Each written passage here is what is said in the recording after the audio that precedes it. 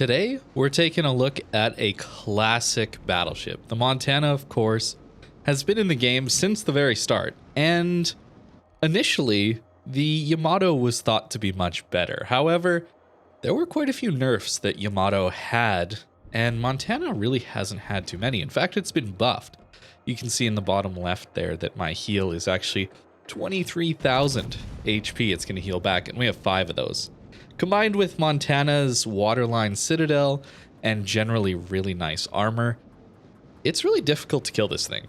It's a very, very tanky battleship, and of course you get 12 406mm guns. So 20k onto that Kearsarge out there, that's definitely a pretty common salvo.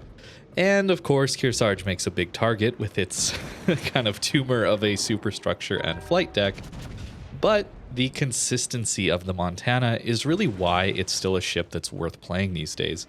No, you don't have the overmatch, and you probably don't have all the gimmicks of a lot of these new ships with speed or concealment, secondaries, that kind of thing. It really just comes down to how consistent these main guns are against broadside targets and some of the lighter cruisers that you actually can overmatch. This is one of the most accurate battleships with 12 or more guns, and that is a really, really strong thing to have, even against angled targets like this Kurfürst coming up. You're going to see that we can even shoot into superstructures and get a ton of damage. Of course, lower tier cruisers, they're going to take huge damage as well, since they don't have the 30mm of armor required to auto bounce these 406mm guns. Now, if you look at my position, we're in a bit of a tough spot, since we're pushing in and our team really isn't behind us. They're kind of hiding behind this island to our left. But I'm really not that worried because Montana is incredibly tough to kill. Since it has this improved heal, look at how much healing we have. It's not quite a Conqueror level of a meme heal where you heal back half your HP, but you get far more of them. And they're really, really useful considering the armor of Montana is much higher.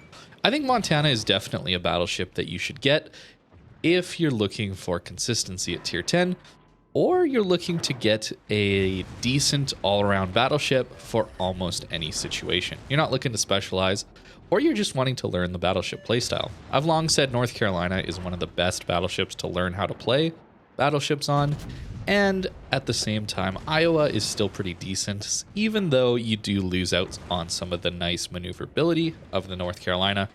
And Montana at tier 10 is just really good in almost every situation. And I think that's the best thing I can say about it, given that you never know what you're going to get yourself into. It is random battles, after all. And having a ship that's just consistently good is really important these days. Now, Kurfürst bow in, you would think, well, that's going to be tough to kill. But with this amazing dispersion and aiming into the superstructure, we get nearly 21,000 damage. Now, of course, you're not going to get that all the time, but it does show that aiming into superstructures on ships you can't overmatch is a great way to also deal damage. The other thing you can do is swap to the HE. You don't quite have the alpha and the fire chance that something like a Conqueror does. We have much better dispersion, and that improved dispersion allows you to do comparable levels of HE damage. It's not the same, it's not quite as good, but when somebody's angled, like you run into an angled Yamato, for example, that's just trying to bow tank you, you just swap to the HE and everything's gonna be good. Now, of course, it is the broadsides you're looking for on this ship. And given we're taking the accuracy mods, trying to get the best accuracy we possibly can, you need to pick and choose the shots you're going to take. You only have a 30-second reload. Given you're not taking reload mod, you're taking the improved American dispersion mod. And that's why you're taking the improved American dispersion mod. That was just a pocket full of shells destined to dev strike that man. I don't think there was any way he was getting out of that one. Overpens certainly are annoying, and of course so are some aiming bugs like shells landing short. I'm sure we've all experienced that. Montana does suffer from these as well, but this ship, when you do get those broadsides and you don't get those bugs, you're going to be doing some very, very consistent damage as we get our second kill here. Now, I ain't gonna lie, we do get gifted a little bit of damage at the end of this game, but I still wanted to show you this, partially for those dev strikes and the overall tankiness at the beginning, but for this here, that I think the main reason I would love to see aircraft carriers have less armor on their flight deck is for situations like this, where you catch an aircraft carrier out, I think you should be able to punish them, but a tier 10 CV, angles like that, you're just gonna bounce. We did 30k. The equivalent tier 10 would have taken maybe 5k if we got lucky with one of our shells missing the armored flight deck. And I think carriers are incredibly strong in this game. I don't think anybody would deny that.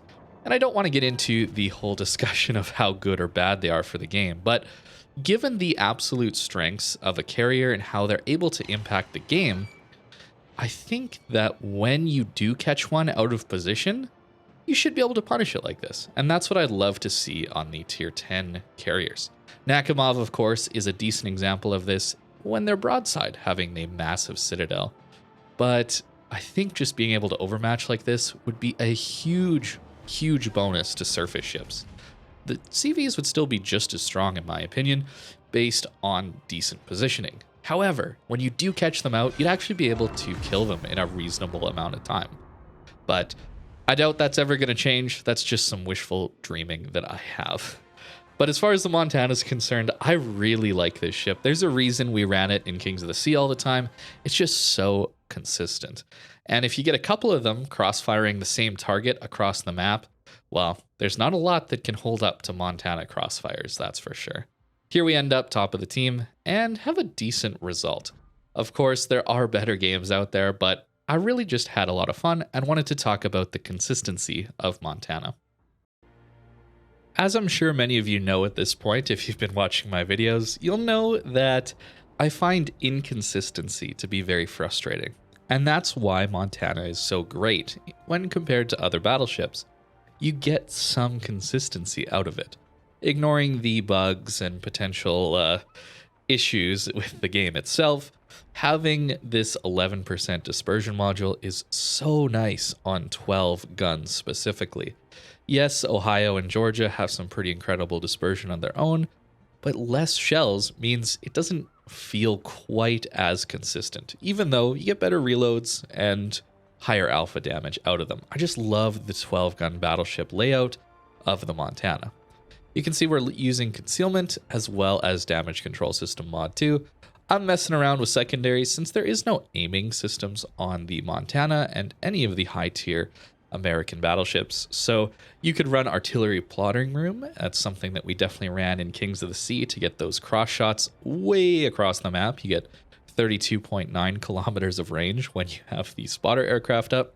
And trust me, it's good at those long ranges, assuming the target isn't moving too much, like hiding behind an island, for example. That's a pretty common one in competitive with radar cruisers.